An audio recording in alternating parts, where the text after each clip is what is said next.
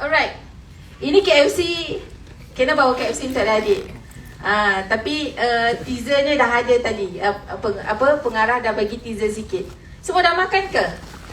Agak meleleh tak dengar KFC? Belum. Tak apa, lepas. Kemudian yang kedua, fokus kepada peningkatan potensi diri. So dalam lukisan, bila kita ada sesuatu yang kita nampak, sebenarnya kita sebenarnya boleh tambah baik potensi diri kita.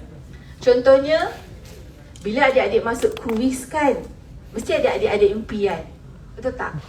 Tapi ada orang yang dia ada impian, tapi dia tak nampak apa jalan spesifik untuk capai impian. So kita nampak elemen itu dalam lukisan, dan kita boleh tambah baik dari segi peningkatan potensi diri kita supaya kita boleh capai matlamat kita tu dengan cepat dan mudah. Alright, kemudian C adalah cara menguruskan emosi dan mengekalkan motivasi dalaman. So ini yang kita akan share dengan adik-adik. Kenapa motivasi dalaman sangat penting?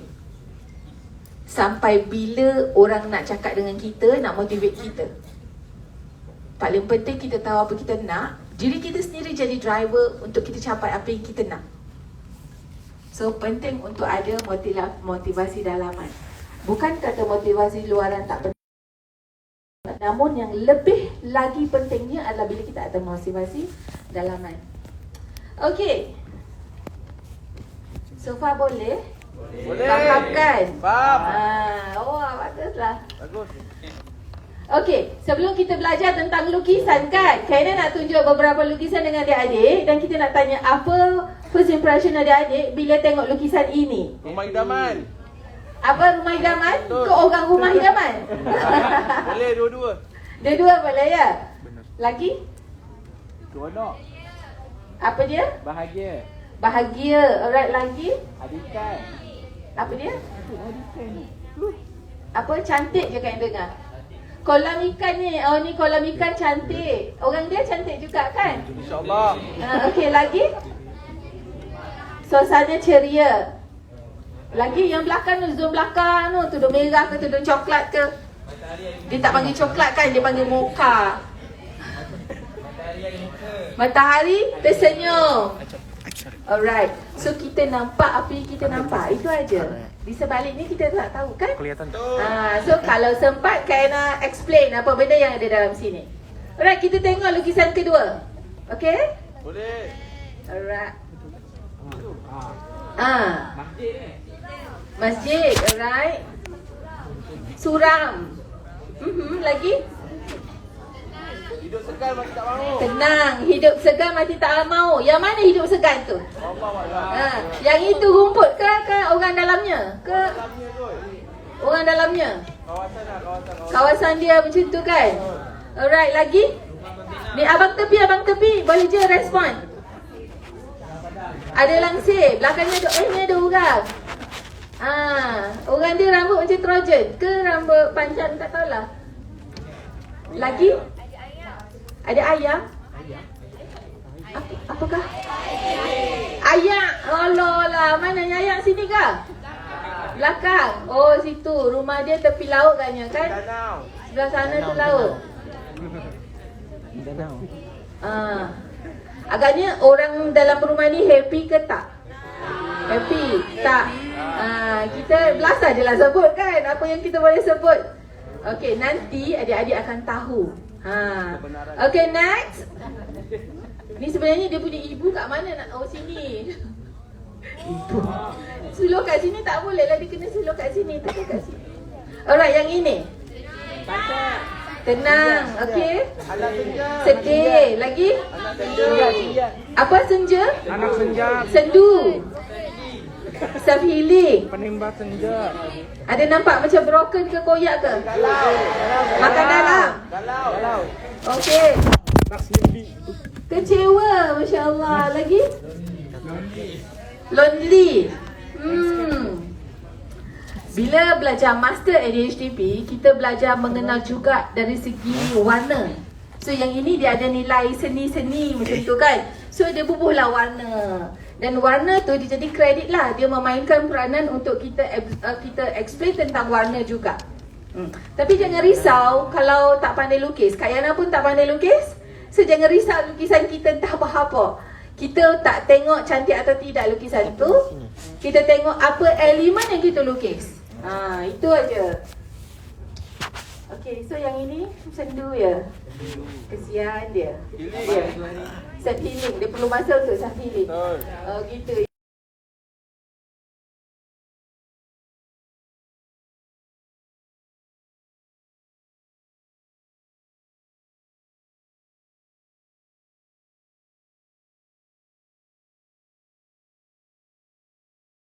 Ini sikit walaupun dia nampak macam tu, tapi dia sangat penting supaya kita tak rasa ilmu ADHD ni adalah tilik nasib.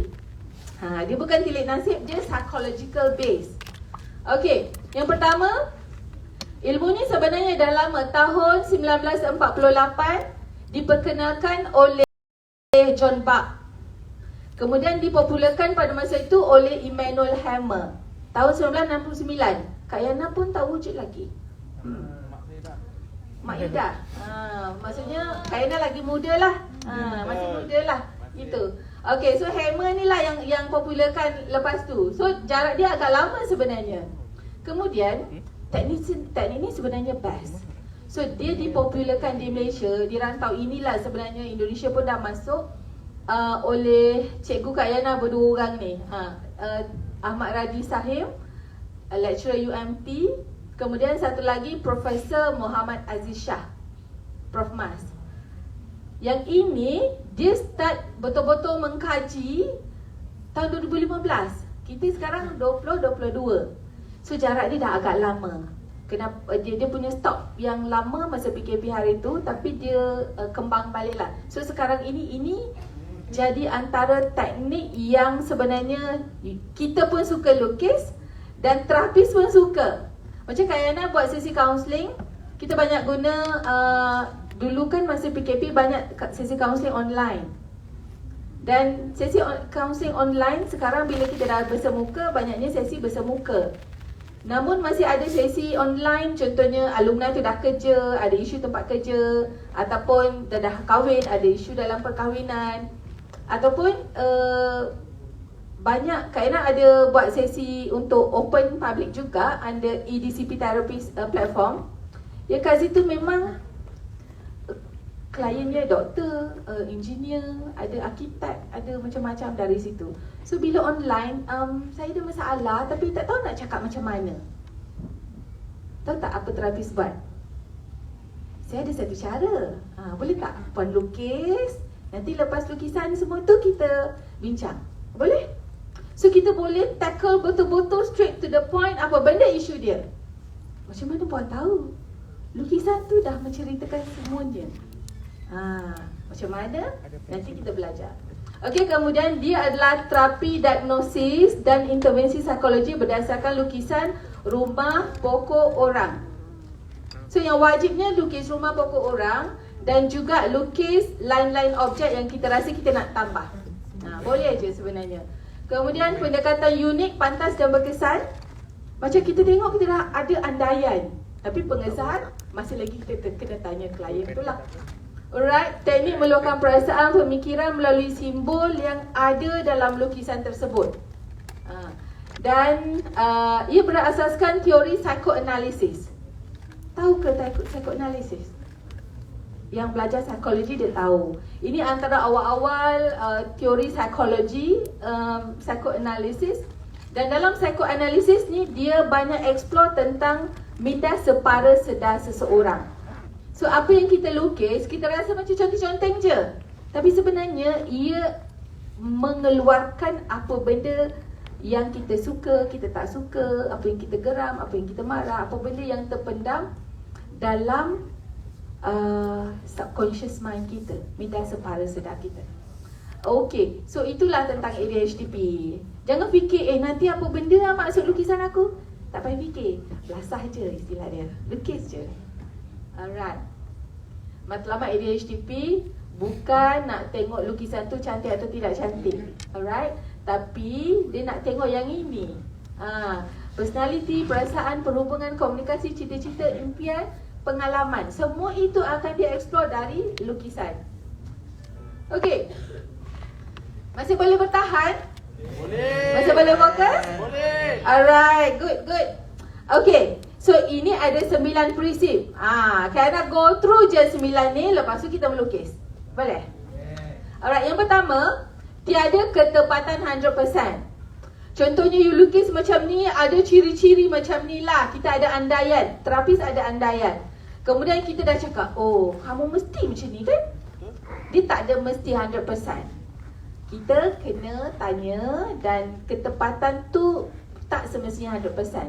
Tapi kebanyakan yang bila kita suruh klien lukis, kita tanya, dah explain semua, kita tanya dia agak-agak berapa persen dia ketepatan dengan diri you.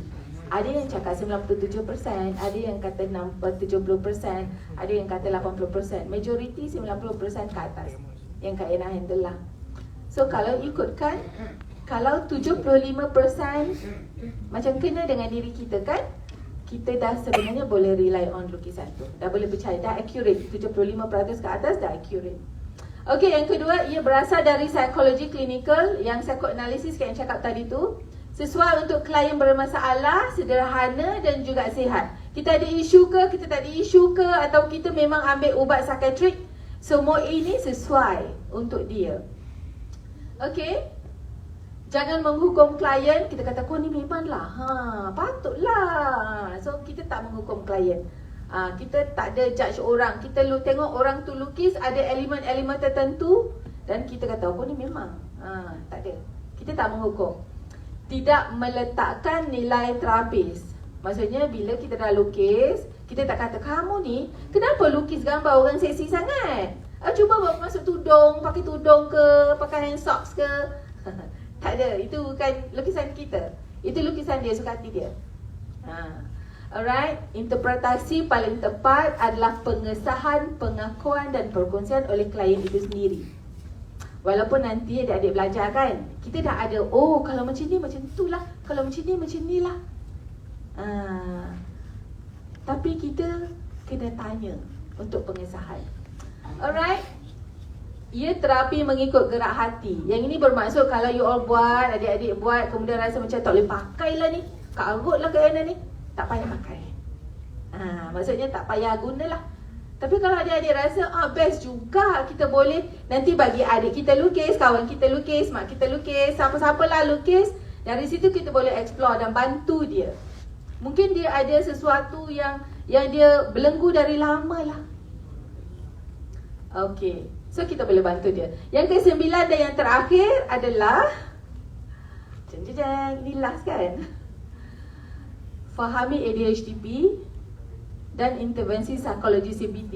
Ini kalau kita dah faham ADHD, kalau adik-adik nak tahu lebih lagi, kena belajar macam mana nak dari segi terapi CBT ni, Cognitive Behavior Therapy.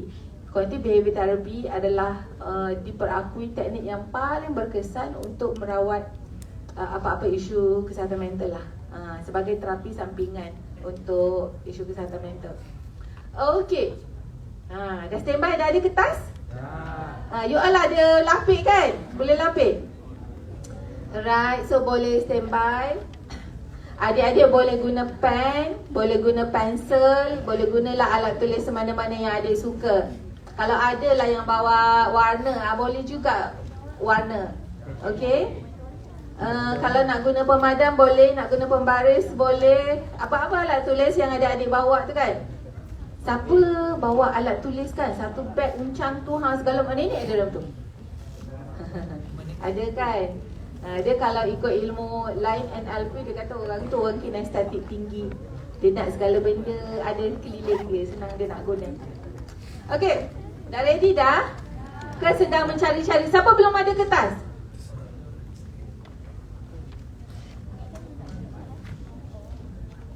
Oh, kat depan belum, VIP belum ada kertas. Oh, dah ada. Kalau boleh guna A4 penuh. A4 penuh kena buka. Cukup tak? Boleh? Tarik meja dekat sikit. Tarik meja dekat sikit. Senang sikit. Alright. So, apa yang nak dilukis adalah lukis satu pemandangan indah yang ada gambar rumah, pokok orang. Dan adik-adik boleh tambah apa-apa juga objek yang adik-adik nak tambah. Okey? Jangan lukis orang lidi atau kartun. Kartun anime ke, itu tak boleh. Orang lidi, kartun anime, kartun-kartun lah, semua tak boleh. Lukis rumah, pokok orang dan lain-lain objek yang adik-adik nak tambah. Okey? Kena bagi masa adik-adik 15 minit untuk melukis. Ya?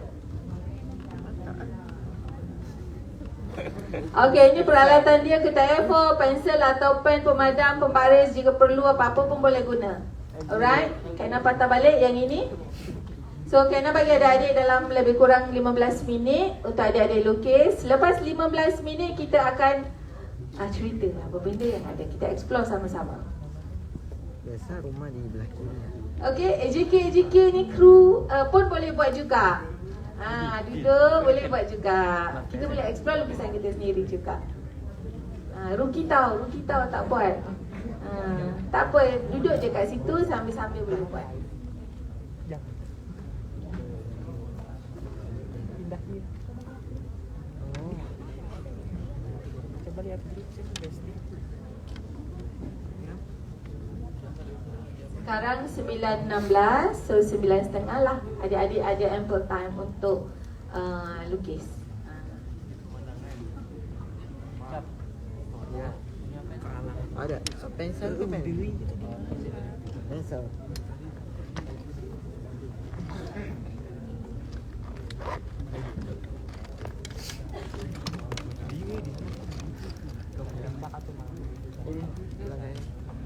Jafar.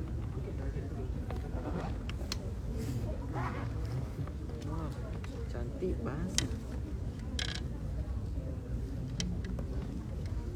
Ayo, kita lukis rumah.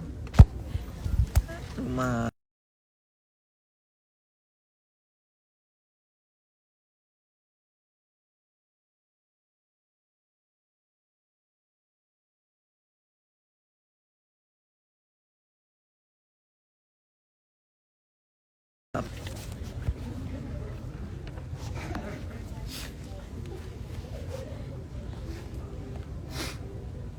Kalangan tuh sih.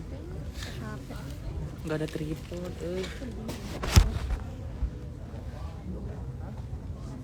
pakai tas ke bawah tak tinggi emang. Harusnya di sini gini. Harusnya gini. Ngeplos. Kayaknya.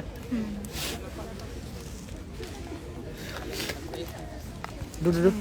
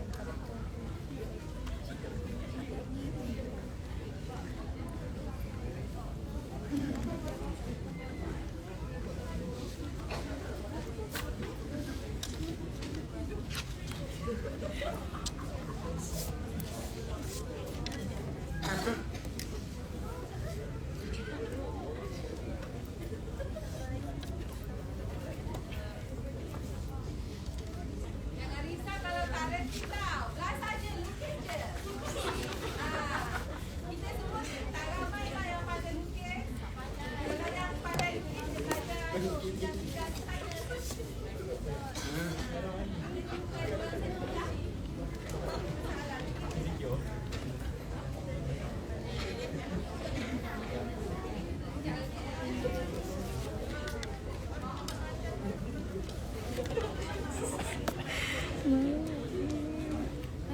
bukan batu nisan, Muslim batu. Muslim batu nisan.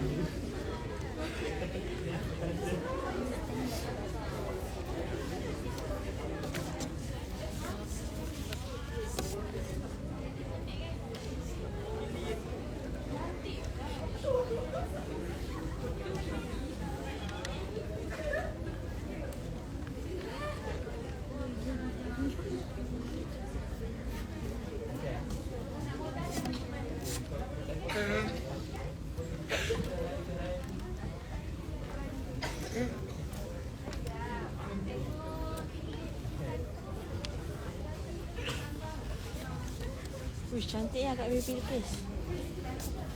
Barai-barai. Siapa?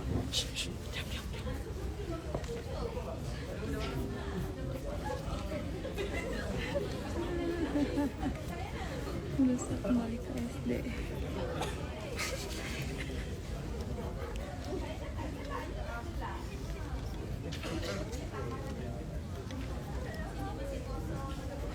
Sekarang ya, nak coba ya.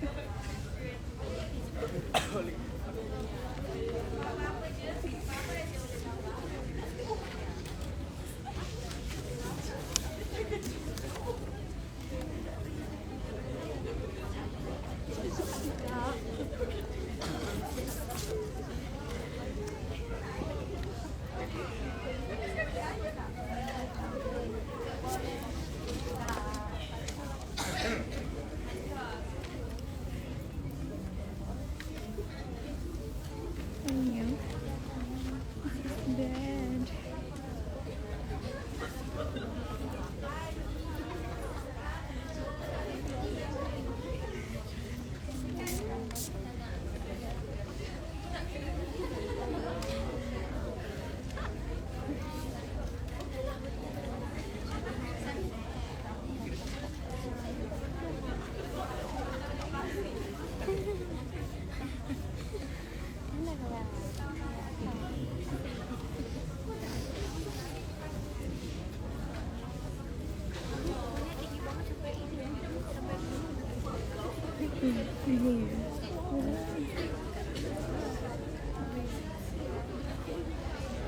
Kak Gun, Kak Ali, Ali.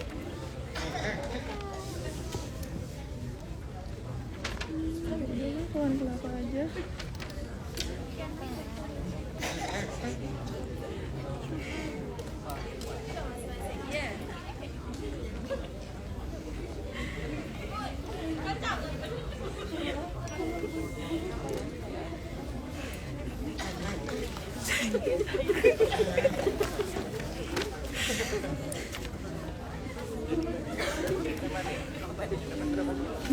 Pokok ke hutan? Pohon. Pohon dengan pokok sama kan? Sama lah ya.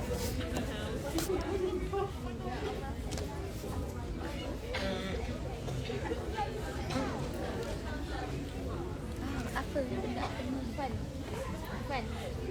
Fan? Sangat rapat dengan ibu ya, Dek? Sangat rapat dengan ibu? Alright. Good. Kau. Kau. Jom stand down 20 feet. Ronda belakang tak boleh.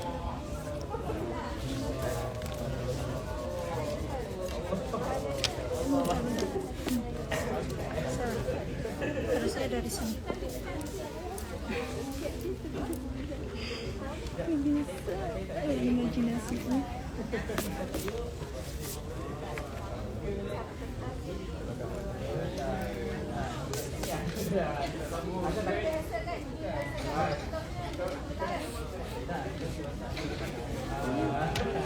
Punya rumah ada di sini.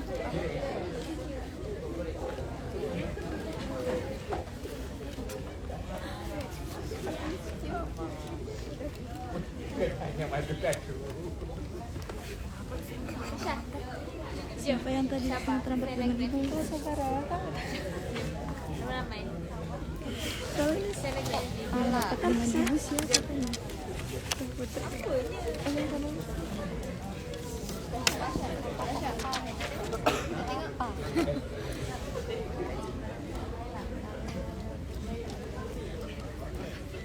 Mana orang? Mana orang? Tak pergi ke arahan dah. Tak pergi ke arahan. Oh, di tengah daki gunung.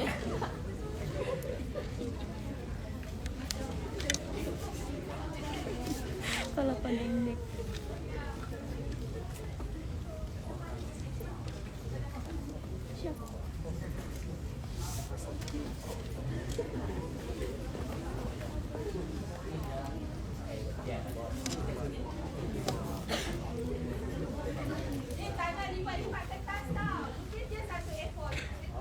Kasih dengar tu Kasih.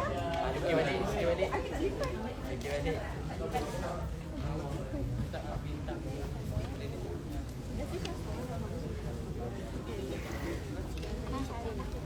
Cewek.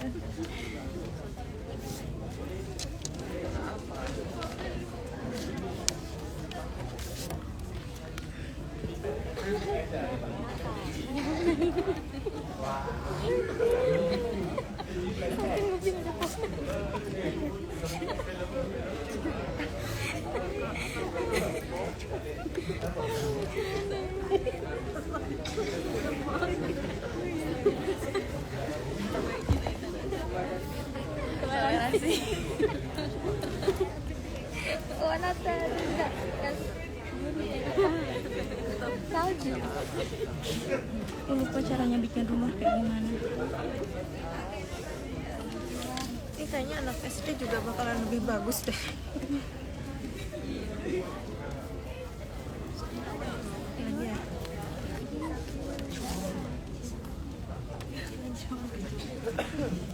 Tanya burung. Jauh. Ini pohon batu.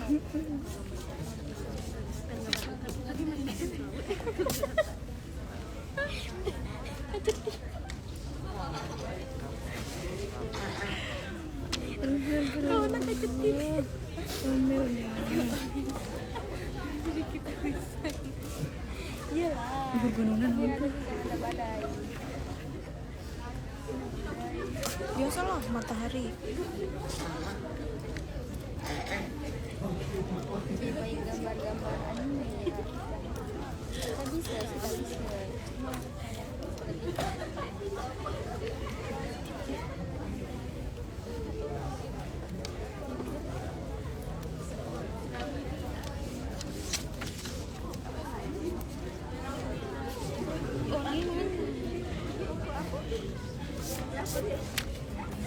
Kelapa.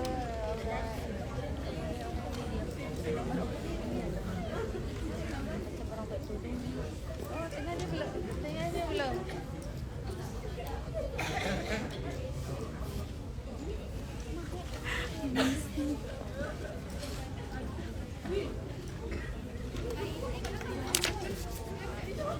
Dah siap? Okey. Dah siap? Belum.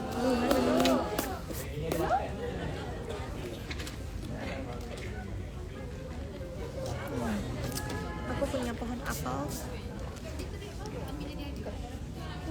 Badannya kecil banget.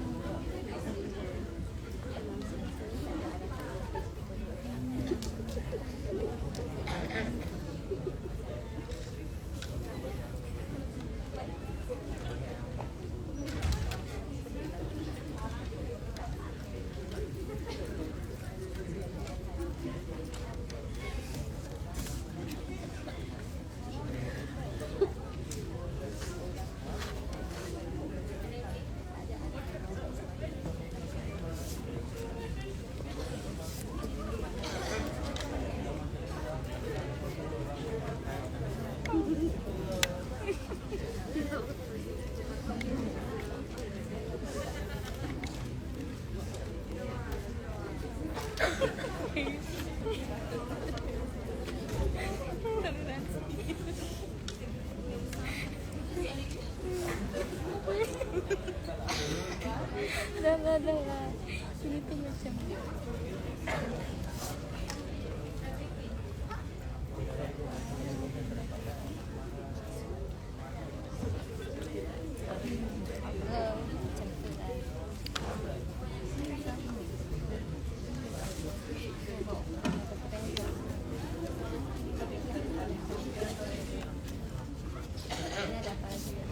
antena.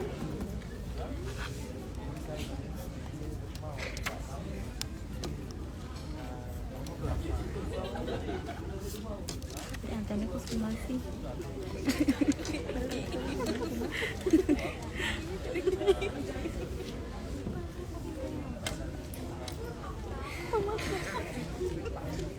Udah lagi.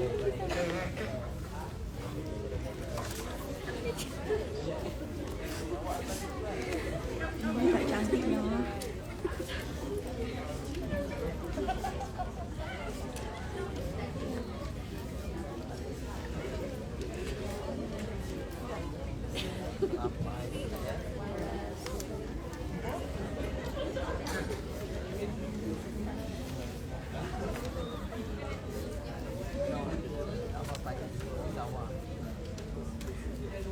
Dengan macam ni.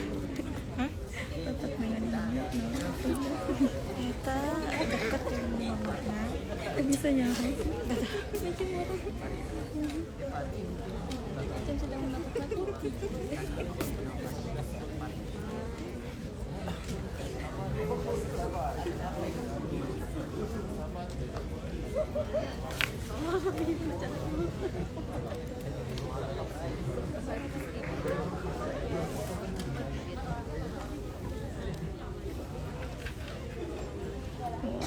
Wah, dia dekat tepi.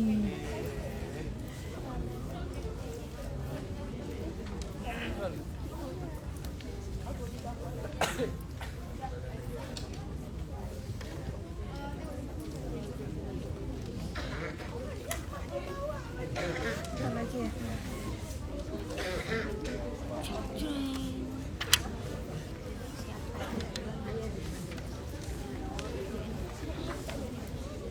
Botol hilang. Maaf soalnya.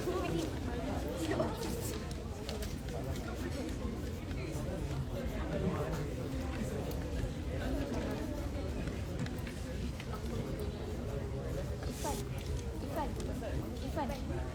Kasha. Bawa Kasha.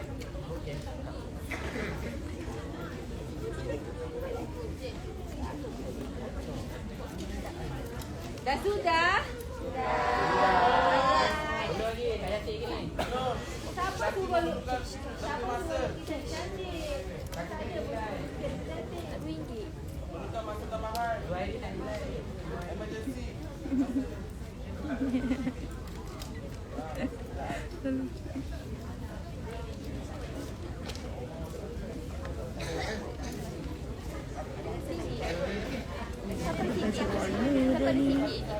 Tanyalah diorang ada sikit lagi tak?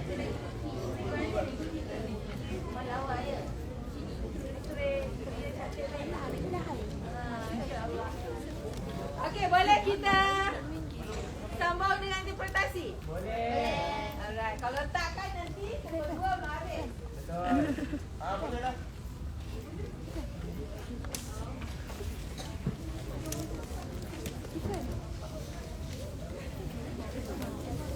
Okay, welcome back. Alright, siapa dia rasa dia dah puas dah lukis? Dah habis dah, dia nak lukis tu dia dah habis dah lukis. Angkat tangan? Dah habis dah. Siapa rasa tak puas lagi, dia nak sambung lukis lagi? Cukup setengah jam ke nak sambung lagi? Cukup dah ni. Ha? Nak lagi 10 minit? Sambung kat rumah Kalau tak sempat. Memang betul kalau betul-betul kita dalam sesi terapi, kita layan sehingga dia puas melukis. Macam tu. Tapi kalau sekarang nak layan sampai puas melukis tu, tak sempat lah. Takut tak sempat dengan bonus nanti. Bonus tu best juga. Okay. So ini dah settle. Alright. Okay. kita akan tafsirkan elemen rumah, pokok orang, kinetik gambar. Yang kinetik gambar ni adalah kedudukan rumah tu, orang tu tepi rumah ke, atau orang tu tepi pokok ke, elemen antara orang dengan orang yang lain. Siapa lukis lebih dari satu orang? Siapa lukis gambar family? So ada mak, ayah, atuk, nenek, semua-semua ada lah. Ada. So yang lukis gambar family, boleh tengok gambar you sebelah siapa? Sebelah you siapa? Sebelah saya sini ada siapa? So gambar orang sebelah kiri kanan you, betul tak orang itu sebenarnya rapat di hati you?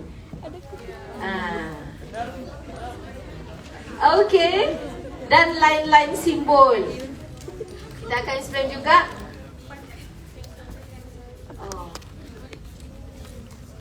Tak nak kawan ni. Okay, ini paling penting tau. ASP, Assistant Superintendent. Okay, ASP ini sangat penting. Ini sangat-sangat penting. Bila kita belajar tentang tafsiran lukisan, kita akan ada andaian terhadap lukisan. Nombor 1, kita ada andaian. Nombor 2, kita kena soal. Kita kena tanya. Macam dia lukis orang kan, rambut tajam-tajam. Kita dah ada andaian dah. Oh, orang ni garang kot. Kita tanya dia, you garang tak? Ada tadi yang dapat soalan tu. You garang tak dia? Okay. Kemudian pengesahan yang ketiga adalah pengesahan. Pengesahan tu bukan pada kita yang menilai lukisan dia, tetapi pada dia yang menceritakan tentang lukisan dia. Faham? Alright, pandai. Okay. Siapa lukis dalam rumah, pokok orang dan lain-lain tadi? Siapa lukis rumah dulu, angkat tangan? Okey, jatuh tangan. Tahu tak apa maksudnya? Orang lukis rumah dulu, fokus utama dia dalam hidup dia adalah keluarga dia. Ada dah melompong. Betul lah tu, betul lah tu. Comel reaksi tu. Kita susah hati pun tentang rumah, tentang keluarga. Kita senang hati, sangat bahagia pun tentang keluarga. Kita struggle, buat macam-macam lah. Penat lelah kita, semuanya untuk keluarga. Tu orang yang lukis gambar rumah mula-mula sekali. Alright, siapa lukis gambar pokok mula-mula sekali? Alright. Orang yang lukis gambar pokok mula-mula sekali, dia pentingkan tentang impian masa depan dan kerjaya dia. So dia dekat sini tak apa, kita tak boleh rindu-rindu keluarga sangat. Nanti kita asyik nak balik je, atau asyik nak telefon je, habis kredit kan, ataupun apa-apalah. So jadi kita dekat sini, kita fokus betul impian yang kita nak. Jadi orang yang lukis pokok dulu, dia memang ada impian dia, ada cita-cita. Dia all out nak capai impian. So bila dah capai impian tu, nanti dia nak balik berbakti kepada keluarga gitu. Angguk-angguk orang yang lukis pokok dulu. Gitu kan. Suka kan tengok. Okay. Kemudian dia boleh jadi dia sangat dia ada dua keadaan yang bawah ni lah. Dia mungkin betul kejar cita-cita impian dia, ataupun dia mungkin lost tentang apa benda aku nak jadi. Aku nak apa sebenarnya, dia jadi keliru.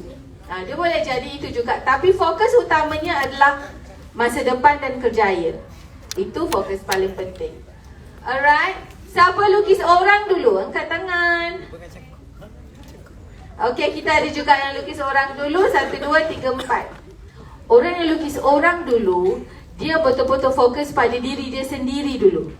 Diri sendiri ni, apa aku patut improve, apa yang kita nak kena belajar lagi, macam mana kita nak jadi diri kita yang lebih bagus dari yang dulu. So fokus kita adalah untuk majukan diri kita, tingkatkan prestasi, dan kita fikir semuanya tentang diri kita dulu. Kalau diri kita bagus, insya-Allah kita dapat kejayaan yang bagus, masa depan yang bagus. Dan insya-Allah kita akan boleh bantu keluarga kita. So, mana satu yang kita letakkan dia prioriti dalam hidup kita, itu yang kita lukis mula-mula sekali. So, yang itu settle? Alright, good. Okay, so kita pergi satu-satu ya. Kita pergi satu-satu rumah pokok orang. Saya cerita dulu apa yang ada dekat slide sikit-sikit. Kemudian saya akan lukis. Kau jangan gelak tau, lukisan Kak Yana tak cantik. Tapi ADHDP dia tak tengok cantik ke tak kan. So lega sikit lah. Alright. Rumah, dia tengok tentang perhubungan kekeluargaan, komunikasi dan sosialisasi. Kita boleh tengok rumah tu, kita boleh tahu rumah dia ni kemas ke atau rumah dia ni ada dia pentingkan interior design dalam rumah. Sesuatu atur hias dalam rumah. Dia ada perempuan yang lukis langsir, dia ada lelaki yang lukis langsir. Rumah siapa ada langsir kat tangan? Puan boleh datang beraya tak? Raya lama lagi. Okey, ada lampu lilap lagi, siap. Masya Allah. Alright. Kalau pokok tentang impian, tentang cita-cita masa depan kerjaya, dan dia boleh tengok sejarah emosi. Sejarah emosi ni kalau kata contoh dulu kita pernah ada kehilangan atau kita pernah rasa trauma terhadap sesuatu, benda yang dah lepas, kita boleh tengok juga dari pokok, especially dari batang pokok. Okay. Kemudian yang ketiga adalah orang. So orang ini adalah orang yang signifikan dengan diri kita. Yang lukis orang tu, lukis gambar siapa? Parents. Kalau you boleh namakan orang yang you lukis, ya betul, itu adalah mereka. Ada tak yang lukis tapi dia tak tahu dia lukis apa? Okay, kalau you lukis gambar dan you tak tahu you lukis apa, itu adalah proyeksi diri you sendiri. Walaupun you perempuan, you lukis gambar lelaki, ataupun you lelaki, you lukis gambar perempuan, tak kira. Tapi kalau you lukis gambar dan you tak tahu siapa orang tu, orang itu adalah gambaran diri you. Macam contoh pernah Kena jumpa dia perempuan yang lukis gambar lelaki. So bila kita explore, rupanya dia anak sulung yang kena bapak dia dah meninggal, ada ibu dia dan adik-adik yang ramai. So dia kena menanggung tugas seolah-olah ketua keluarga. Sebab mak dia dah uzur, dah sakit, dan dia lah sebagai kakak sulung kena berperanan sebagai ketua keluarga. So dia lukis proyeksi orang lelaki. Dia kata saya tak tahulah siapa, tapi saya lukis je. So lukisan itu sebenarnya ada meaning. Alright. Itu yang akhir lah. Okay. Lain-lain simbol nanti kita akan explain. Ini nanti.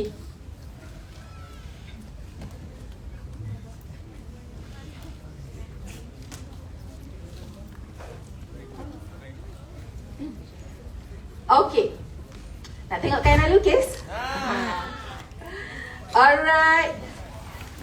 Ni macam mana? You nak Kayana duduk sini ke apa gini? Ya, duduk sini. Ada mungkin nak lukis kalau duduk. Kalau tak duduk tak apa. Kayana letak tepi boleh kan? Nak pasang lampu ke? You nampak ke? Kena pasang lampu sikit.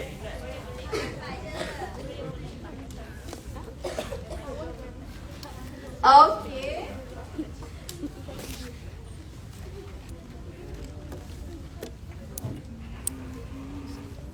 Kasih menari jauh sikit. Alright. Kalau kena lukis sini, you tepi nampak tak? Ya ke? Okay, kita lukis dulu baru tahulah nampak ke tak nampak kan?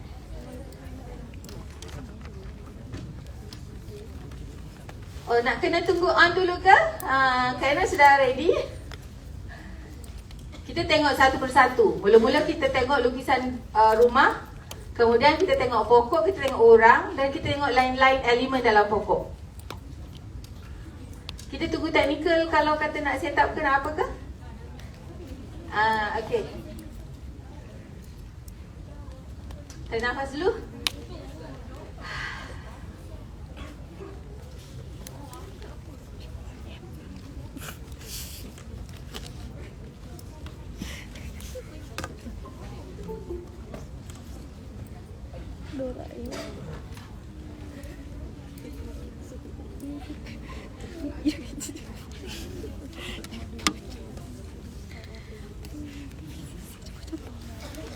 Tulis banyak. Kerja randa kan.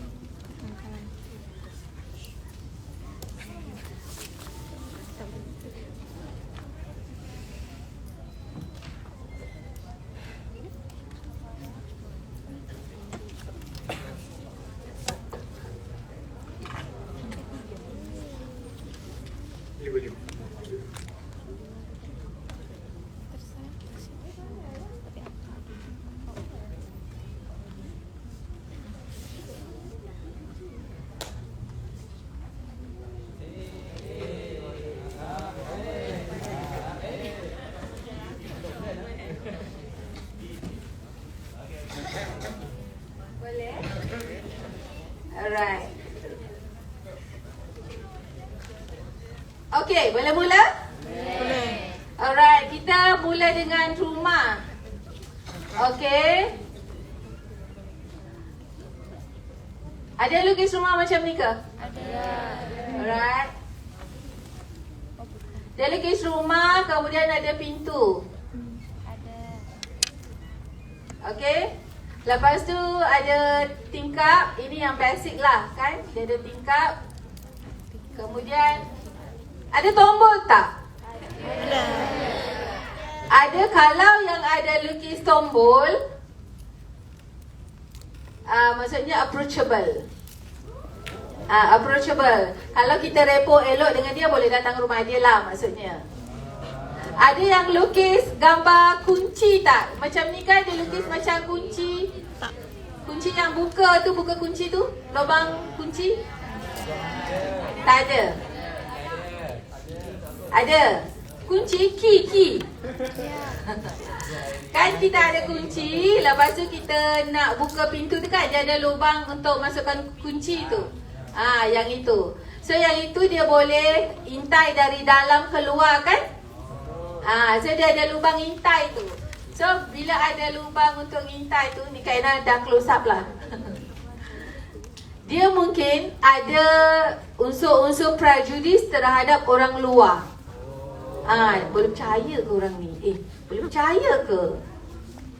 So dia mungkin simpan rahsia bila dia rasa dia susah nak percaya orang. Okey, sama juga dengan kalau dia lukis yang tombol tu, dia lukis bulat aja. Tapi yang bulat tu dia boleh macam see through lah. Kalau bulat itu tombol is okay. Kalau bulat tu macam pintu hotel kan, dia boleh ngintai keluar. Sama juga dengan pintu yang tadi tu. Okey. Bumbung rumah ada yang buat lorek-lorek tak? Okey. Bumbung rumah yang dilorek-lorekkan, dia ada elemen kerisauan tentang keluarga. Dia risau lah. Dia mungkin risau anak-anak. Kalau dia tak ada anak-anak lah, dia mungkin risau tentang mak ayah dia ke, adik-adik ke, siapalah. Ada kerisauan tentang keluarga. Kalau kita dah nampak dia macam jalur-jalur, ataupun dia mungkin lukis lagi tebal lah. Lagi tebal dia lukis, sebenarnya dia mungkin colour macam tu kan, lagi risau lah. So andaian dia risau, tapi kita nak tahu lebih lagi, kita kena tanya dia, ada tak rasa sangat risau dengan keluarga? Mestilah kan. So kita dapat cerita sebenar daripada orang yang melukis. Okey, ini satu jalur, jalur ke sana ke jalur ke sini ke, sama je meaning dia. Ada yang cross tak? Dah ke sana, dia cross lagi ke sini? Ada tak? Ada. Atau pintu kan dia cross macam ni, cross juga ni. Ataupun ada orang yang dah lukis rumah kan, dia buat macam ada corak-corak macam ni, macam tu. Ataupun macam ni. Ini aku pintu ada itu. Kadang rumah kampung ada elemen yang macam ni lah. Adakah? Ada. So kalau ada elemen silang pangkah atau cross tu kan, elemen silang pangkah, dia ada kemungkinan dia ada rasa bersalah dalam keluarga. Dia ada rasa bersalah. Bersalah tu boleh jadi benda simple-simple aja. Contohnya mak dia kata nanti angkat kain dia. Mak pergi pasar kejap. Mak dia balik hujan dah. Dah basah dah kain tu. Dia rasa bersalah tapi dia lupa nak minta maaf. Dah balik asrama. Macam itulah kan. Even sesimpel itu. Ada kemungkinan yang kita rasa bersalah, kalau kita tak maafkan diri kita, dia akan lama-lama dia jadi sesuatu isu dalam diri kita. Walaupun benda kecil, tapi itu adalah perasaan yang kita pendam jauh di sudut lubuk hati kita. Macam tu. Okey, so itu tingkap. Ada yang tak ada lukis tingkap tak? Ada. Okey, rumah yang ada tingkap, alright. Macam ada pintu, ada tingkap, alright. Rumah yang ada tingkap, orang tu approachable lah juga. Keluarga dia ni boleh orang lain datang ke, orang ambil tahu, dia pun bercerita tentang keluarga dia pada orang lain. So tak ada masalah. Macam pintu kalau terbuka, dia tak sama meaning pintu yang tertutup. Kalau pintu terbuka ni, dia lebih ramah lah dengan orang luar. Lebih banyak bercerita tentang keluarga dia, tentang pada orang luar. Jenis yang merias setaman macam tu kan. Kemudian kalau tingkap dia, ada tak yang lukis tingkap dekat sini? Dia rapat ke bumbung. Ke situ tingkap dia. Ada tak? Ada. Ada. Okey.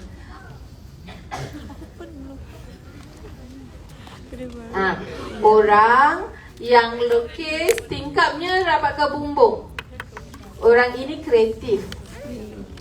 Namun dia mungkin ada keinginan-keinginan dia, imajinasi dia sebenarnya tak berapa rasional. Tak berapa rasional. Kerana ada satu kes masa PKP dululah. Masa PKP ada anak ni, dia minta dengan mak dia minta apa tahu. Dia nak boleh tak belikan kakak kayu. Kakak nak buat loteng dalam bilik. Kata siapa nak buat ni? Kakak lah buat sendiri. Pandai ke? Kakak tengok kat YouTube, senang je. So nak buat macam mana? Nak buat macam loteng, atas tu boleh letak katil, bawahnya meja study. Tepinya tu ada tangga nak naik katil tu. Kemudian ada satu macam sliding. Anak itu bukan darjah 5 tau. Anak itu adalah tingkatan 5. Nak loteng, lepas tu nak ada sliding. Nampak tak? Pemikirannya macam tak berapa rasional, agak-agak anak-anakan sikit. So apa bendanya kita boleh explore dan kita tahulah. Okey. Ada siapa yang lukis astro tak? Ada ke lukis piring astro? Macam mana lah lukis? Kayaknya tak gerti. Orang yang lukis piring astro ni, angkat tangan sikit. Alright, bagus. Dia nakkan hiburan. Dia mungkin rasa alamak. Macam itulah, dia nakkan lebih hiburan. Hiburan boleh jadi macam-macam kan. Mungkin dia dekat hostel tak boleh tengok TV sangat, ada rancangan kegemaran dia. Betul Melina enggak? Okey. Ada yang lukis cerobong asap tak? Siap ada asap kepul-kepul? Orang yang lukis cerobong asap, dia inginkan lebih perhatian. Gitu. So kalau kita inginkan lebih perhatian, caranya adalah kita perlu memberi perhatian. Kalau kita nak lebih kasih sayang, kita perlu luahkan lebih kasih sayang. Contohnya kalau dekat rumah kan, lebihnya kasih sayang itu pada ahli keluarga. Mungkin kita nak kita teringin mak kita peluk kita, tapi dah lama mak kita tak peluk kita. So apa patut kita buat? Kita balik, kita yang kena peluk mak kita dulu. Gitu. Maksudnya kita yang kena mulakan. Kita kena mulakan apa yang kita ada, kita bagi, baru kita dapat. So kita kena mulalah untuk orang yang lukis cerobong asap. Okey, ada tak yang lukis dia ada anjung? Anjung kan rumah dia ada rumah lagi satu kat sebelah. Ada tak? Macam rumah kampung tu kan, ada anjung tu kan. Oh, ini gimana? Bukan. Bukan ya? Atau dia dah lukis satu rumah, dia ada rumah sebelahnya rumah jiran dia satu lagi. Ada? Ataupun kat sini ada satu rumah, belah sana ujung atas bukit tu ada lagi satu rumah. Okey. Dengar baik-baik. Satu rumah induk ini rumah kita. Okey. Dan satu lagi, dia boleh jadi dalam keluarga kita ada keluarga lain yang duduk sama dengan kita. Contohnya kalau you duduk sama dengan atuk nenek dengan keluarga you sendiri, kemudian ada makcik sekali. So keluarga kita besar dan kita care bukan sahaja mak ayah adik-beradik kita sahaja. Okey. Boleh jadi juga you duduk betul-betul dengan mak ayah aja adik-beradik, keluarga you induk betul-betul. Namun you kisahkan juga makcik you yang ibu tunggal. So masak apa pergi hantar juga dekat dia raya ke apa ke, you memang kisah dengan makcik tu seorang. So dia ada elemen macam tu. Dia ada elemen juga yang macam contoh, you dah ada keluarga you fikir nak tambah cawangan lagi satu. Betul. You macam tu kan? Gitu nak bagi semua duduk sekali, jadi meriah-meriah dalam rumah. Okey. Alright, apa lagi tentang rumah yang you all nak tanya? Ada yang lukis laluan berjalan kaki tak? Ada. Siapa? Orang ini dia mesra. Mesra dengan orang, betul tak? Betul, kawan sebelah tu mesra. Betul lah. Kakak boleh datang bertandang rumah dia ke? Kalau dia ada tak laluan berjalan kaki kan, lepas tu dia ada tingkap dia lukis langsir. Ni ada tak? Tingkap dia lukis langsir. Mana langsir nak lukis ni? Mesti ada tali ribbon-ribbon gitu. Okey. Yang langsir ni kan, orang itu pentingkan interior dalam rumah. Hiasan rumah, interior dalam rumah, kejap ke sana, kejap ke sini dan sentiasa kemas lah. Sentiasa pentingkan yang itu. Dan kalau dia ada laluan pejalan kaki, lepas tu ada langsir, bila-bila je tetamu nak pergi tak ada masalah, rumah dia sentiasa okey aja. Gitu. Open je lah. Kena repo lebih sikit dengan dia, bolehlah beraya kat rumah dia. Macam tu. Okey, ada yang lukis. Okey. Tangga rumah ya. Alright. Tangga. Okey, yang lukis tangga rumah. Alright. Yang lukis tangga rumah tu, rumah you ada tiang tak? Ada. Tiang besar ke tiang kecil? Kecil. Dia boleh jadi tiang halus saja dan rumah tu besar. Macam ni kan? Rumah dia agak besar, tiang dia halus. Mungkin agak kurang stable. Dia goyah sikit, ada isu lah dalam tu apa-apa kan? Dan kita nak tahu isu apa, kita kena tanya. Terapis akan tanya. Tapi kalau contoh rumah dia besar, lepas tu dia punya tiang tu bol kan, tiang dia besar juga, dia utuh lah, dia kukuh lah. Tepuk tangan gitu, tepuk lah kawan. Bagi pihak kawan kita, dia seronok rumah dia ada tiang tebal, kukuh, utuh gitu. Okey, ada tangga. Kalau rumah ada tiang tak ada tangga, tak approachable keluarga tu. Dia nak sorok dengan orang lain, dia tak nak campur dengan orang, dia tak berapalah. Okey. Ada lagi nak tanya tentang rumah? Pagar. Alright, rumah siapa ada pagar? Pagar macam mana you buat? Dia mungkin ada contohlah ada pagar-pagar kat sini. Ataupun pagar dari hujung sampai hujung ni, ada juga yang buat pagar macam tu kan. Mungkin ada pintu pagar.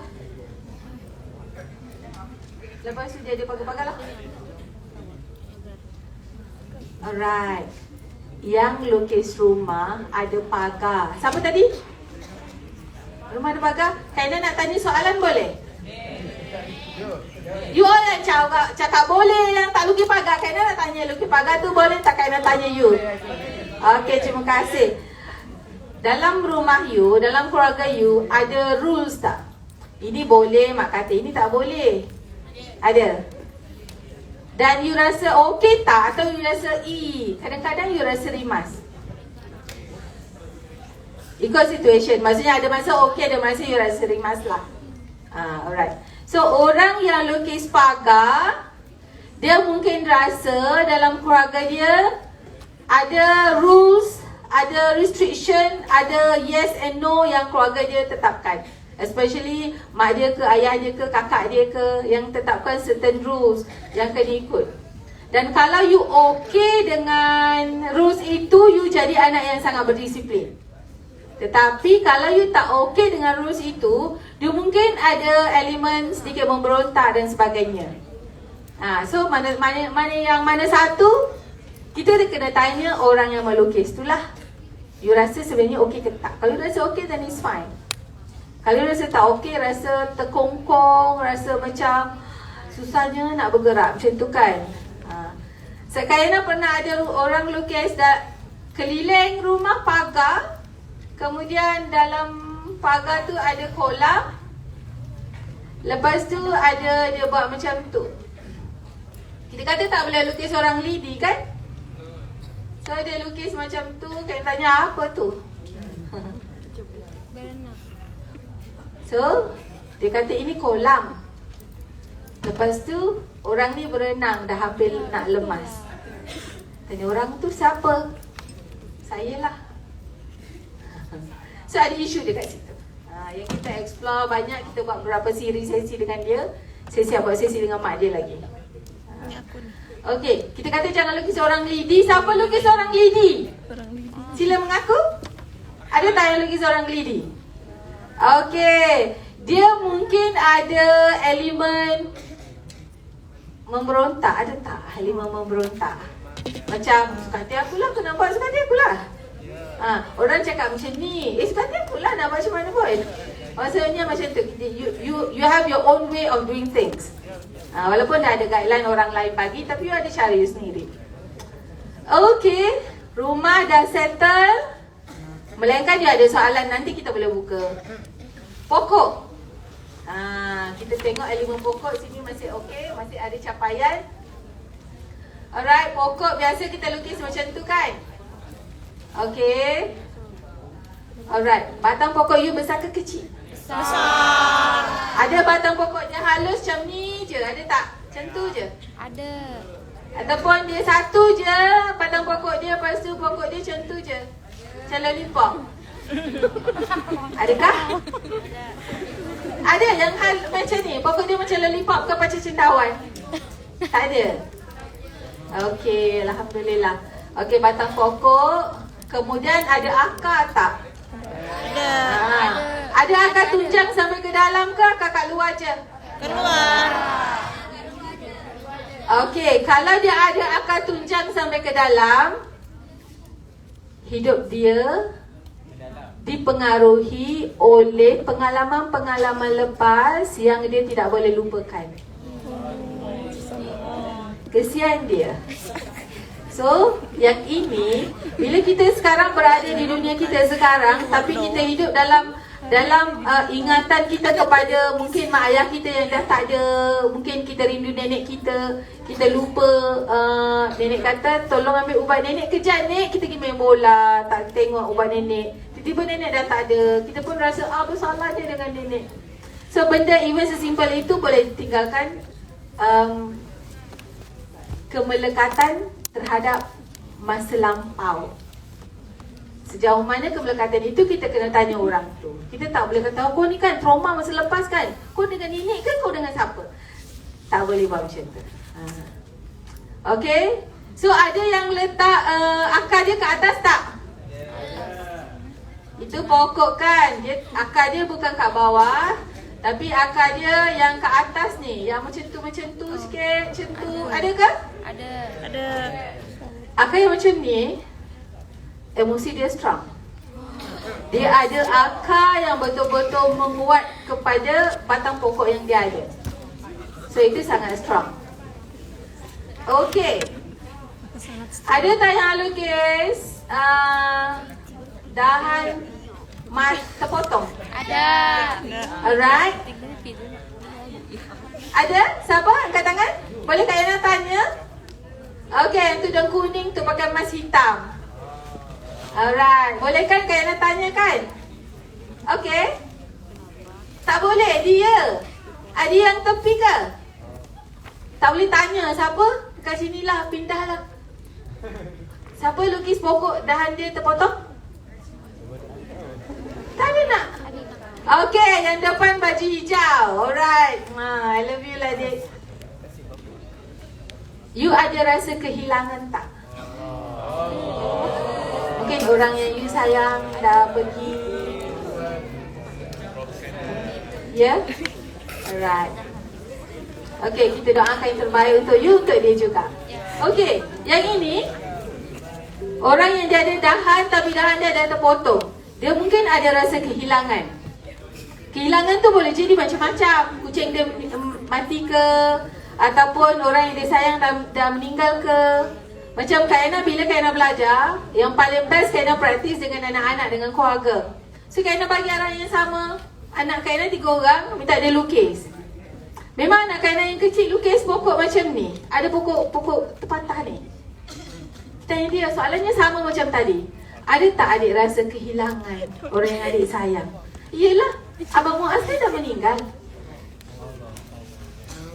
Dia ada abang yang lahir premature. Dia even tak pernah jumpa abang tu.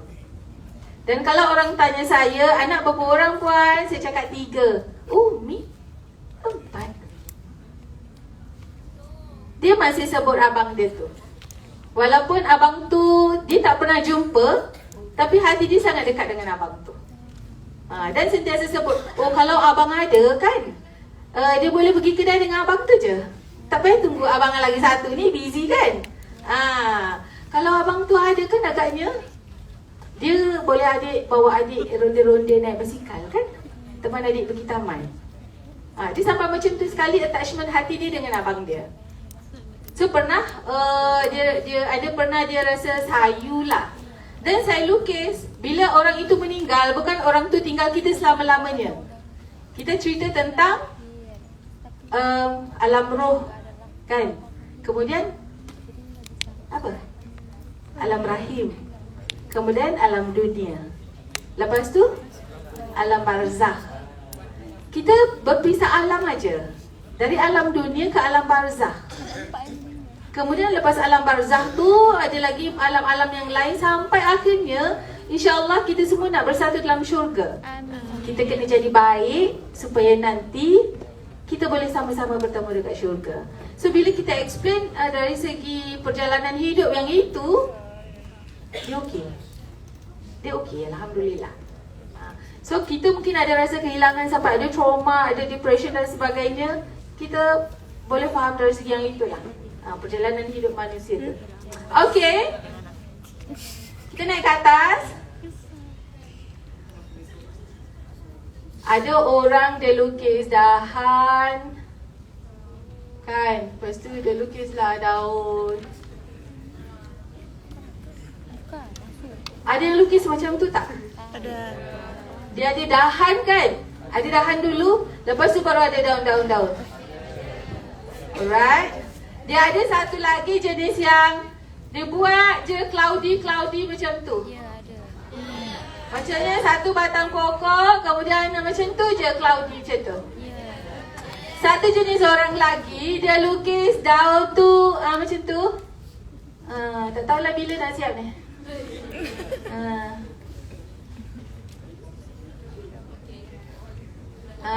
Copy paste lah banyak-banyak ya. Okey. Orang tengok daun pokok masing-masing. Kalau daun pokok tu dia macam cloudy, dia bulat-bulat, gemuk-gemuk itu kan, bulat-bulat macam ni kan. Yang cloudy ni, orang tu social skill dia bagus. Orang tu social skill dia bagus. Kalau dia tak bulat tapi dia macam tu sikit, macam tajam-tajam sikit kan. Yang tajam-tajam sikit tu bukan dari segi social skill lah. Dia mungkin kelebihan dia benda lain. Okey, teknikal sikit. Kalau teknikal dia tajam-tajam ataupun dia boleh jadi elemen yang macam kotak-kotak sikit. Kena nak halai yang ini. Pokok tadi tentang apa? Pokok tentang impian, cita-cita, masa depan, matlamat hidup. Kan? So kalau lukis pokok, kemudian daun-daun pokok, itu menggambarkan impian lah. Dan kalau you lukis dahan, siapa lukis dahan? Baru ada daun-daun? Sikit je. Angkat tinggi. Orang yang lukis dahan, dia dah tahu macam mana cara nak capai impian dia. Dia dah ada lorong pergi sini. Dia ada dah tahu cara nak capai impian dia. So, it is very good. Lagi satu, orang yang lukis pokok, kemudian daun macam ni je. Kan, ada kan? Dia ada matlamat dia. Dia ada impian dia, tapi dia belum tahu cara spesifik macam mana nak capai impian dia. So, okay, ni impian you. You nak first class akhir semester ni. Semester ni you nak first class. Contoh, first class kalau dekat sini berapa? 3.75. Okay, samalah. Alright. So, you nak 3.75, itu impian you. So, apa patut you buat? Macam ni, cara belajar macam ni, tidur pukul berapa, bangun pukul berapa, macam mana you dengan lecturer, bila masa you buat assignment, orang buat assignment biasa dan hantar, you buat assignment extraordinary supaya assignment you dapat the best mark every time. So, lain cara dia. Okay? So, orang yang lukis pokoknya tak ada dahan dengan pokoknya ada dahan, beza. You kena improve, cari apa cara nak capai impian. Okay, ada yang lukis daun macam ni sebiji-sebiji, seketul-seketul, seko-seko? Ada. Alright. Orang yang lukis macam ni, dia perfectionist. Buat apa-apa dia nak sempurna. Dia nak sempurna, dia nak complete lah, bagus lah. Kalau terlampau nak sempurna, dia mungkin jadi, bila perfectionist melampau, dia mungkin ada kerisauan, kebimbangan. Dia buat dah okey, tapi dia padam lagi, buat lagi sebab nak sama rata daun-daun tu macam mana lah. So tengok elemen. Okey, siapa tadi masa melukis guna pemadam? Okey? Okey bang? Berapa kali padam? Berapa kali padam? Banyak kali ya? Lukis sikit padam. Okey, guna pemadam, dia ada banyak elemen. Kalau kita nampak, oh tak cantik lah, kita pun padam, kita lukis untuk lebih cantik. Okey? Itu tak sama dengan, katalah kita lukis bahagian kepala, rambut dia tu, kita dah lukis. Lain macam je kepala dia ni, padam, lukis balik kepala tu. Tak boleh lah, gambar aku bukan macam tu, macam ni. So padam balik, lukis balik. Beza. So kena tanya sekerap mana you guna pemadam tu. Kalau padam untuk lukis lebih bagus, sekadar sekali, 2 kali kita guna, itu normal, kita nak improve setiap kali kan. Tapi kalau kita lunyai bahagian kepala je, kita padam lukis tak sudah-sudah, ada kemungkinan ada isu-isu kerisauan dekat situ. Anxiety punya simptom. So kalau yang melampau lah. Tapi kalau biasa tu biasa aje lah. Kita just nak lebih sempurna macam tu. Okay. Siapa lukis buah? Berapa biji buah tu? 2. Cuba kira. Ada 2. Ada 4, 3, 7. Kali ni kita tanya Puan Noziah boleh? Okey. 3 tu kan, yang lain pun sama juga. 3 dekat pokok bermaksud, ada tak dalam 3 tahun kebelakangan ini, alamak, sesuatu yang signifikan, yang penting berlaku dalam hidup puan? Dari segi mungkin kerjaya, mungkin naik pangkat ke, atau kita nak pergi conference sudah lama, tiba-tiba alamak, alhamdulillah dapat. Ataupun kita dapat Dulu kita mungkin seorang-seorang kita dapat kawan klik yang sangat best. So dalam 3 tahun kebelakangan ada. So kita boleh explore macam tu lah. So dalam terapi pun kita explore macam tu. Kalau you boleh kira, bermaksud dalam 1 hingga 10 kan kita boleh kira lagi. Dia boleh jadi kalau 1 kan, buahnya ada 2 yang sebiji di atas tu. So dalam tempoh setahun ini, ada tak sesuatu yang signifikan berlaku dalam hidup you? Signifikan tu boleh jadi sesuatu yang penting yang you sangat ingat lah. Dia boleh jadi berita baik, dia boleh jadi berita buruk, dia boleh jadi macam-macam. Tapi benda tu sangat besar maknanya pada kita. Itu maksud signifikan. Kita boleh explore. Kalau buahnya banyak sangat, tadi saya tengok belakang dia ada buah apple. Saya pun tak pasti sebenarnya dia tanam apple ke kat rumah dia. Okey. 5 minit ke? Baik. Alright. Okey, apa tadi? Buah. Kalau terlampau banyak menunjukkan orang itu sangat analytical thinking tinggi. Analytical thinking tinggi bermaksud dia sangat suka fikir lah. Dia sangat suka fikir. Yang sangat suka fikir, bagus kan? Kalau you fikir towards positive, towards solution, is very good. Kalau you banyak fikir, tapi fikir towards negative, itu tak bagus. Dia lagi makin fikir, makin kusut, makin fikir, makin kusut. Kalau masalah tu kecil je, kita fikir lagi masalah tu, siapa, kenapa, macam mana kan, macam-macam kita soal selidik. Sebenarnya itu tidak berapa membantu lah. Fikir banyak tu solution yang bagus is good lah. Okay.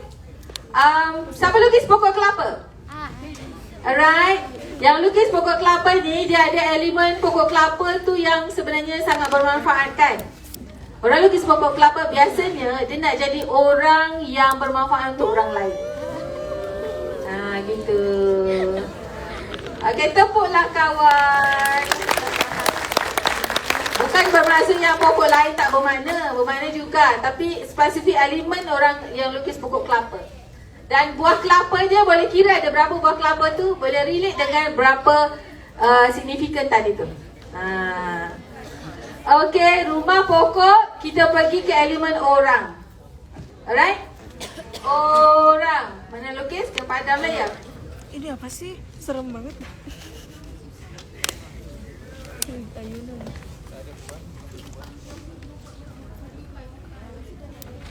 Okey. Katalah you lukis orang. Kena buat dia pakai tudung lah. Keju bahaya.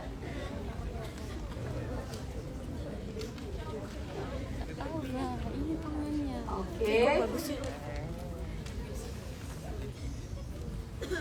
Ada kaki. Alright. Nombor 1, bila lukis orang kita tanya dia lukis apa. Okey. Yang kedua, tangan dia macam ni ke tangan dia lepas? Okey. Macam tu tangan dia. Kalau tangan dia lepas, selagi kita boleh nampak tangan dia. Dia rasa dia berkemampuan untuk buat sesuatu yang dia nak.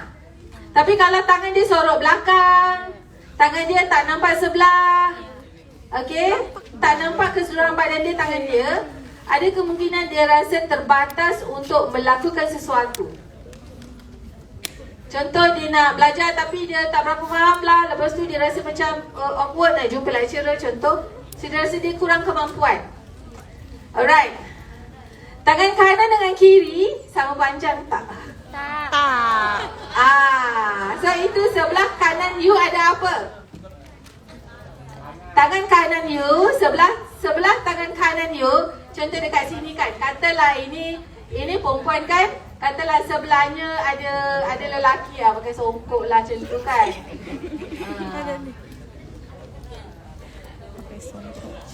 Saya pocong. Macam mana rupa dia? Biarlah yang gelak je. Macam tu kan. Okey. Katalah ini yang perempuan ni, tangan dia yang sebelah lelaki ni pendek sikit dari tangan yang ini. Okey. Tapi lelaki ni sebelah orang perempuan ni, katalah isteri dia ke siapa kan, mak dia ke, sebelah sini tangan dia lebih panjang dari yang sebelah. Even sedetail itu kita tengok dalam lukisan.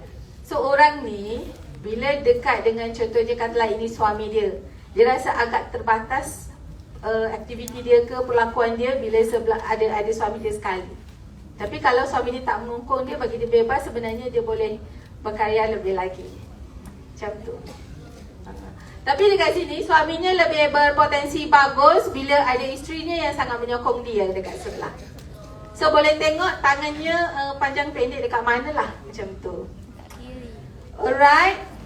Satu lagi yang ramai-ramai tadi, yang lukis adik-beradik. Tengok siapa dalam susunan adik-beradik. Contoh ini mak ayah, kemudian jauh sikit baru ada anak-anak.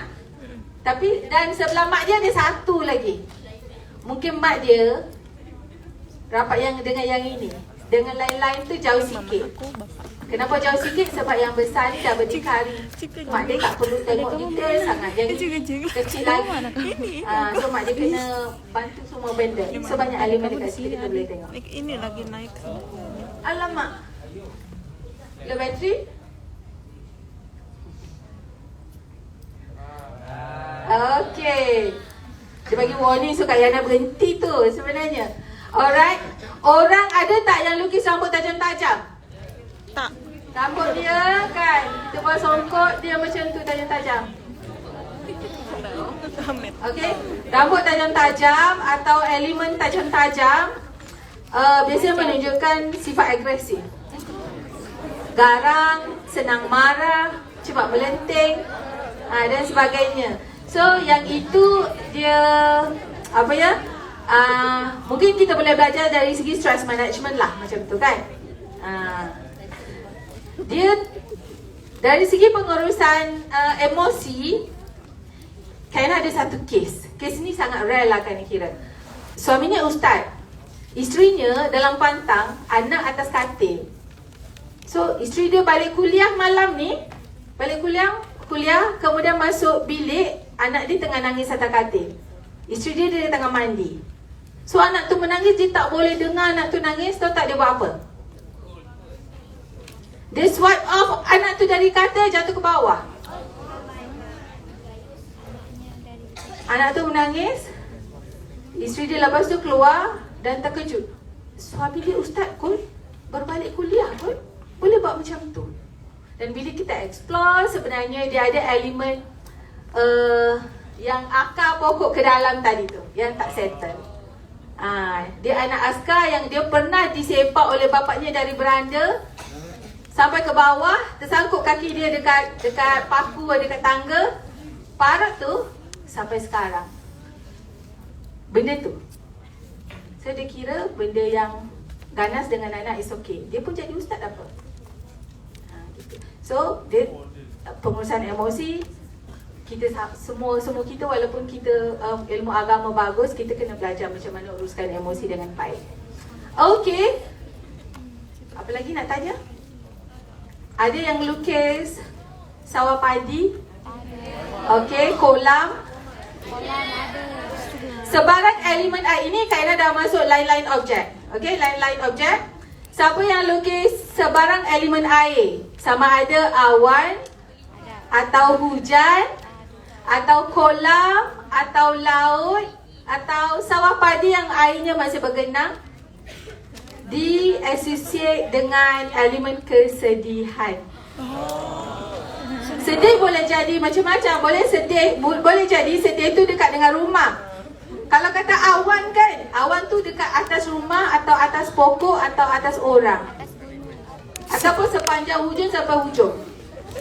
So dia ada benda lah, ada elemen sedih tu. Kita boleh explore apa benda dah yang elemen sedih yang dia ada lah. Okay. Alright. Satu lagi elemen helikopter, kapal terbang, jet, hot air balloon, dan lain-lain tu dia fikir dia nak bebas, nak keluar, nak travel macam tu. Okay, burung. Siapa lukis burung? Burung adalah elemen kebebasan. Maksudnya you nak bebas. Tengok burung tu atas pokok atau atas rumah? Atas Kalau pokok tu atas rumah, you nak bebas dari elemen kekeluargaan yang mungkin agak mengongkong, ataupun you nak bebas dari pokok, mungkin dari segi elemen pokok tu stres lah macam tu kan, nak bebas kejap macam tu. Okey, elemen basikal, kereta, motosikal. Pada lelaki, kalau dia lukis rumah, motosikal, basikal, semua tu adalah simbol status, simbol rezeki, simbol status. Okey, sawah padi, kalau sawah padi menguning ataupun dah ada isinya, isi padi tu dah ada, itu adalah elemen rezeki juga. Kalau perempuan lukis gambar basikal, motosikal, kereta, keinginan dia untuk cari driver. Berfikir untuk cari driver tu. Siapalah pilot dia macam tu kan. Which is mungkin hati you dah berbunga-bunga, ready untuk berkawan dan sebagainya. Okey, elemen kucing, pet lah, pet kucing atau arnab atau apa lagi? Lembu, tak buat pet. Lembu tu rezeki. Okey. Elemen kucing atau anjing. Kalau anjing tu pet, bukan anjing jaga atau anjing yang jadi pet. Arnab pun sama juga. Dia adalah elemen manja, nak bermanja gitu. Tengok juga kalau katalah dia lukis rabbit kan, dia lukis arnab. Arnab tu sebenarnya dekat rumah atau melompat keluar rumah. Kita pernah ada kes anak perempuan tunggal yang dilukis rabbit, comel lah rabbit tu, siap buat lagi impact rabbit tu, toing, toing, toing. Lari keluar dari rumah, menghala ke tempat lain. Dia merajuk dengan mak dia. Musim PKP pun nak universiti, hantar suruh kat mak dia, suruh anak dia datang. Dia rimah duduk rumah. Sebab apa? Sebab dalam rumah dia, dia ada elemen pagar yang sangat banyak. Besar dan tinggi dan konkret. Gitulah. Okey, ada lagi nak tanya? Kerana ada masa kecemasan dah ni sebenarnya.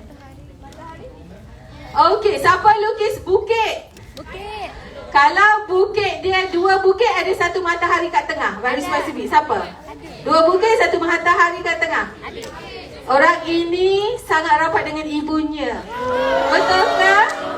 Ataupun lah kawan, sangat excited. Okey. Masa dah nak lebih ni, tak apa ke? Baik. Okey. Siapa lukis bukit sangat banyak kat belakang? Bukit tu ada 5, 6, 7. Ada banyaklah bukit dekat belakang. Banyak halangan. Banyak halangan. Kalau dia lukis banyak pokok, mungkin banyak benda dia nak. So prioritas lah dik. Jangan semua kita nak rangkut. Prioritas mana satu yang penting. Fokus yang itu dulu. Next, baru kita fokus yang lain pula. Lagi? Matahari adalah elemen kasih sayang. You nak lebih kasih sayang, perhatian dan kasih sayang. So sama juga, you beri kasih sayang, you akan dapat lebih kasih sayang. Ada yang lukis suasana malam tak? Ada. Okey, senja atau suasana malam, dia mungkin ada benda yang dia sedih. Suasana malam ada kemungkinan dia sedih lah, ada elemen yang dia sedih. So macam mana nak keluarkan yang dia punya sedih, boleh cari psikologis ni, ada kat depan. Atau boleh cari kaunselor untuk meluahkan. Kalau ada kawan yang boleh jadi pendengar yang baik pun sangat bagus. Boleh dengar. Okey, ada lagi? Last soalan. Apakah? Pelangi kan lepas hujan. Maksudnya ada harapan lah. Selepas sedih-sedih tu, dah nampak cahayanya. Macam tu kan, ada harapan lah. Adik nak tanya apa? Bunga, Masya Allah. Baguslah, tepukan gemuruh untuk adik ni. Masya Allah. Okey, bunga, dia duduk dekat mana? Dekat rumah ke dekat pokok? Dekat dengan pokok atau dekat dengan rumah? Bunga, boleh kira berapa pasu bunga yang ada atau berapa kuntung bunga yang ada? 5. Kira. Kalau ada 2, kena nak ada tak 2 orang yang betul-betul dekat dengan hati you, dekat dalam keluarga? 2 orang, ada. Adik lukis berapa bunga? 4. 1 bunga ke 4 bunga? Satu, adik sayang paling sayang siapa? Dia tunjuk Umi dia, Masya Allah, Subhanallah. Ataupun kawan untuk adik. Baguslah dia. Macam tu dia tanya soalan. Ini kelebihan orang duduk depan. Kan dia macam tu je pun orang boleh nampak kan, Masya Allah.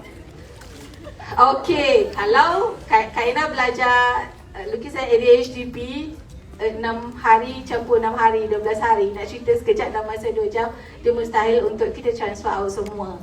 Macam tu. Cuma kalau adik-adik betul-betul minat tentang interpretasi dia, Kak Ina lupa pula. Kak Ina ada bawa buku tentang buku ni.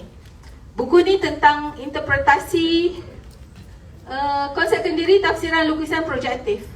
So yang ini bukunya RM35. Kalau adik-adik nak boleh beli. Boleh pakai QR je. Macam tu. Dekat mana buku tu?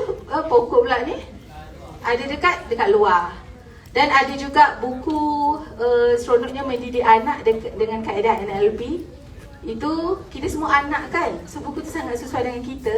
Kita boleh kenal profil kita melalui NLP. Dia ada visual, auditory, kinestetik, digital. Orang lain cara belajar. Spesifik dalam tu dia ada cerita. Ada juga Kak Yana bawa buku tentang pandemik.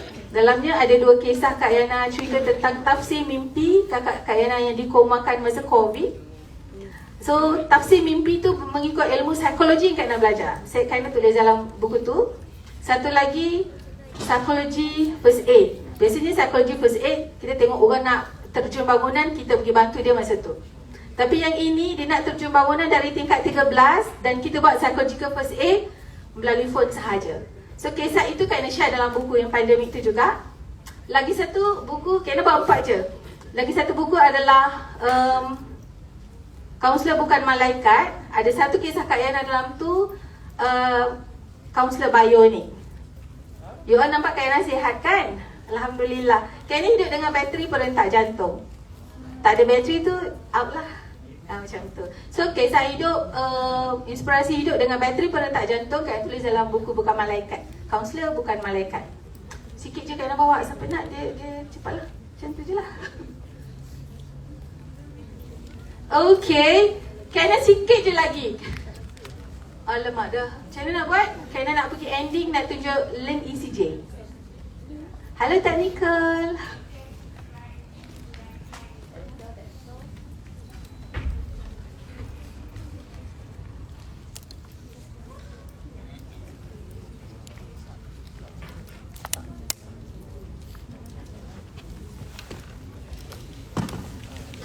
Slide ni nak tak? Kalau nak nanti Kak Yana minta pengarah boleh share. Okay, save PDF, nanti share PDF version. Okay. So ini kita dah cerita tadi. Siapa minat nak pergi lebih lagi, sebenarnya siapa-siapa je boleh ambil pensijilan. Cari Prof Mas dekat Facebook, ada info dia lah. You ada Facebook? Kak Yana pun tak tahu. Okay, what to do? Kita dah tahu keadaan kita macam mana. So what to do? We have to take care of yang ini. Cik? Halo? Apa masalah awak? Ngantuk ya?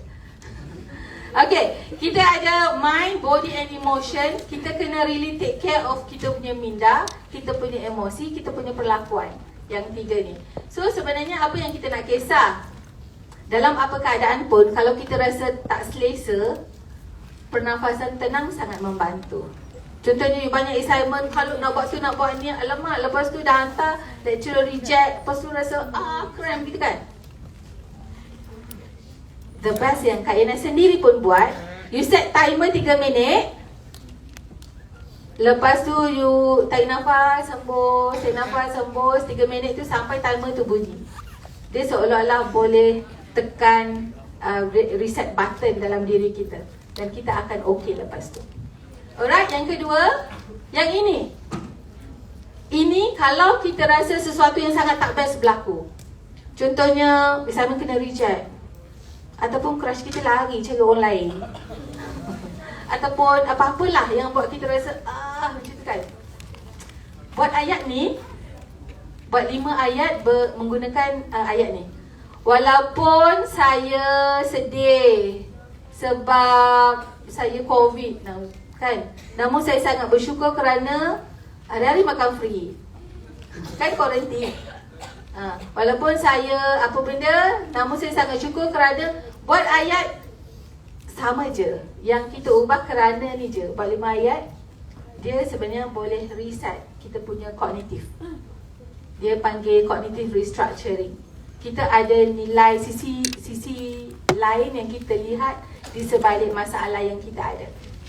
Okey, yang ini adalah kadang-kadang kita banyak blame diri sendiri. Bukan orang yang blame kita, kita yang blame diri sendiri. Aku ni tak cantik, aku ni tak pandai, aku ni macam tu macam ni kan.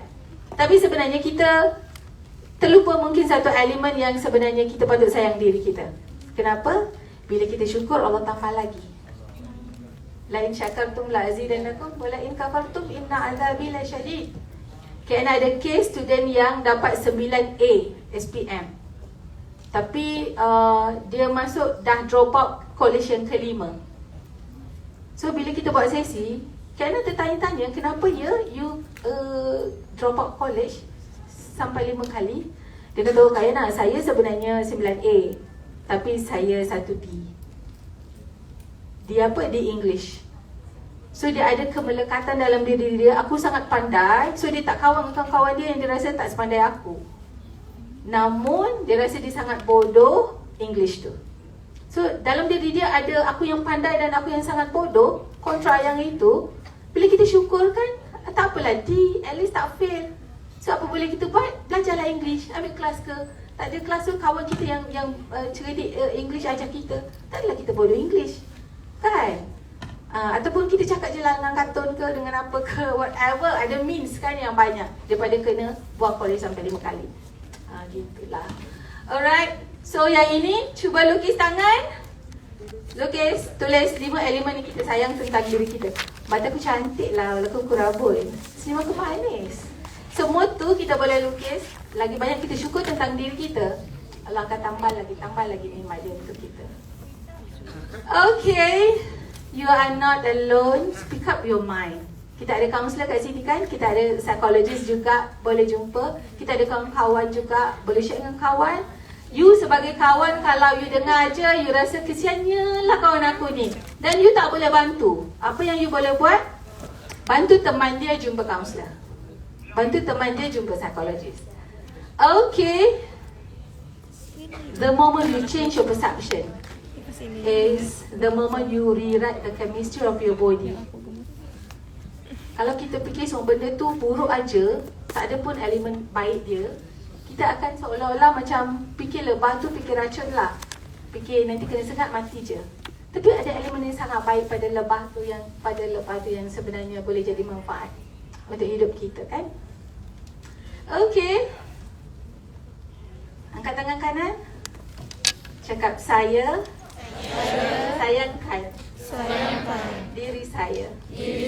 Saya hormatkan diri saya. Hanya saya yang mampu mengubahnya. Tak ada siapa yang boleh sayang kita sepenuhnya macam kita sayang diri kita sendiri. So start sayang diri, start appreciate diri sendiri. Kalau kita rasa kita ada masalah, ada kerisauan, cari orang yang mungkin boleh bantu kita. Speak up your mind. Semua orang ada masalah, kita pun sama juga. Sebab kita kan manusia. Kita bukan malaikat. Kita mungkin ada masalah di mana-mana. Walaupun kita ustaz ke, kita profesor ke, kita siapa-siapa pun sebenarnya, kita mungkin ada masalah di mana-mana. Okay, goodbye TV Meridian insyaAllah. Kena ada hadiah ni untuk you all. Boleh scan, jawab beberapa soalan, dan dalam masa 48 jam kita akan email adik-adik dengan e-sijil. Kak Yana sign sijil ni untuk adik-adik.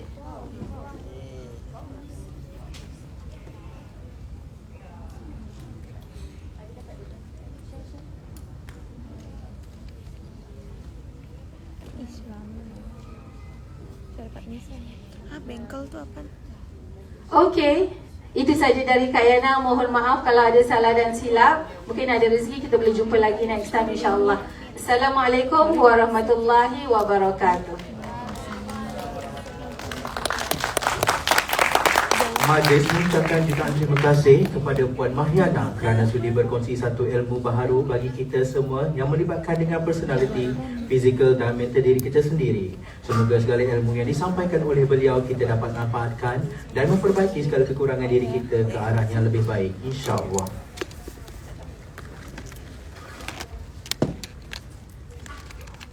Majlis seterusnya menjemput Dr. Nurziah binti Osman untuk ke pentas dan diiringi oleh Puan Marhaini Abdul Ghani untuk memberikan cenderahati kepada panel jemputan.